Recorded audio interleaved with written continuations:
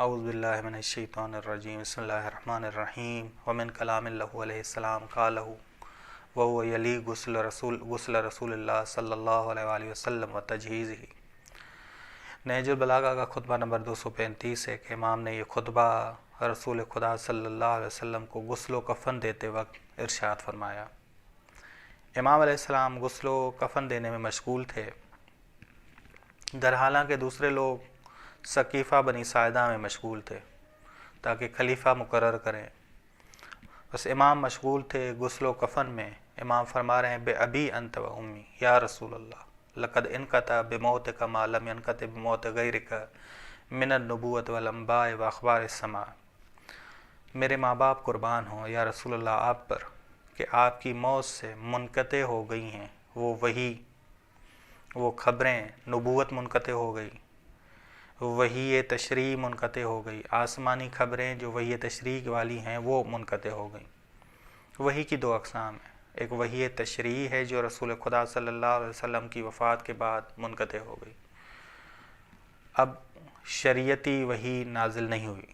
ایک وحی تسدیدی ہے کہ وحی تسدیدی تا قیامت تک جاری ہوگی، جیسے رسول خدا کی وفات کے بعد جناب جبرائیل نازل ہوتے، جناب زہرا سلام علیہ پہ یا ائمہ علیہ السلام پہ، یہ جو ہم کہتے ہیں قرآن میں کہ تنزل الملائکۃ والروح فیہا، یہ وحی تسدیدی ہے، یہ وحی تسدیدی ہے تا قیامت تک جاری ہوگی۔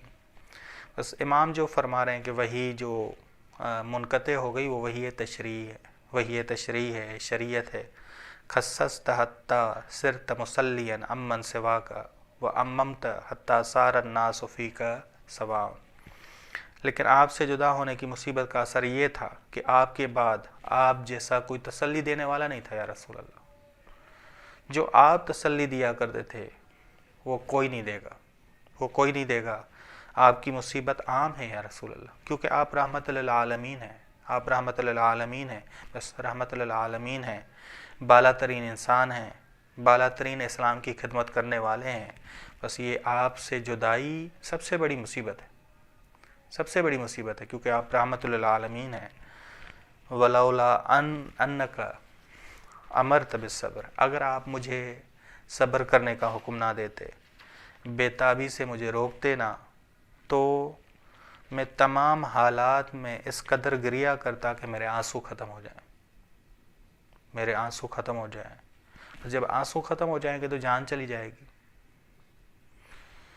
وَلَكَانَ، اور یہ درد ہمیشہ رہتا، یہ درد ہمیشہ رہتا، یہ غم دائمی رہتا، اور یہ مصیبت ہمیشہ تازہ رہتی میرے لیے۔ جتنا آپ کا غم مناتے اتنا ہی کم رہتا، بس جب مصیبت تازہ رہتی، غم تازہ رہتا، تو پھر انسان کیسے دوسرے کام انجام دے پائے گا۔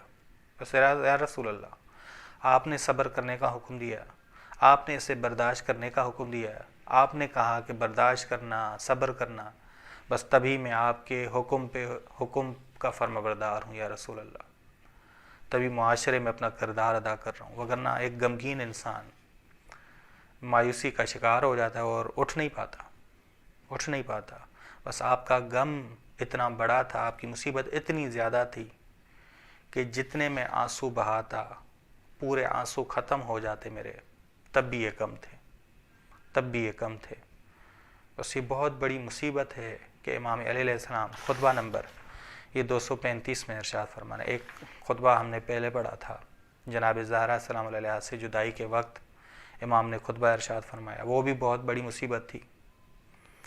سب سے بڑی مصیبت رسول خدا سے جدائی، اس کے بعد جو بڑی مصیبت ہے وہ جناب زہرا سلام علیہ سے رسول خدا کی بیٹی سے جدائی ہے۔ امام فرماتے ہیں کہ وَلَكِنَّهُ مَا لَا يُمْلَكُ رَدُّهُ وَلَا يُسْتَطَاعُ دَفْعُهُ، لیکن کیا کیا جا سکتا ہے، حکم خدا کو واپس نہیں لوٹایا جا سکتا، یہ حکم خدا ہے، بس حکم خدا کو واپس نہیں لوٹایا جا سکتا۔ اس کو دور کرنے کی میرے اندر استطاعت نہیں ہے کہ حکم خدا کو میں دور کروں، لوٹاؤں، ختم کروں، کیونکہ یہ حکم الہی ہے۔ بس میرے ماں باپ آپ پر قربان ہوں، ہمیشہ اپنے پروردگار کے پاس مجھے یاد رکھیں، مجھے دعاؤں میں یاد رکھیں۔ بس یہ معلوم ہو رہا ہے کہ رسول خدا کی زندگی ہے، رسول خدا زندہ ہے۔ یہ جملے میرے ماں باپ آپ پر قربان ہوں، ہمیشہ آپ مجھے، ہمیں اپنے پروردگار کے پاس یاد رکھیں۔ اور ہمیشہ ہمیں اہمیت دیں یاد کرنے کے لحاظ سے، یاد کرنے کے لحاظ سے اہمیت دیں۔ بس ایک تو رسول خدا کا امام علی سے معنوی رابطہ تھا مرنے کے بعد بھی، اور التماس کر رہے ہیں امام علیہ السلام کہ مجھے اپنے پروردگار کے پاس یاد رکھیں۔ بس یہ وہ ہے کہ آسمانی راستوں کو میں جانتا ہوں، ملکوت کو میں جانتا ہوں۔ ایک معنوی انسان ملکوت کو بہتر جانتا ہے۔ وصلی اللہ علی محمد اہل بیتہ الطیبین الطاہرین، اللہم صلی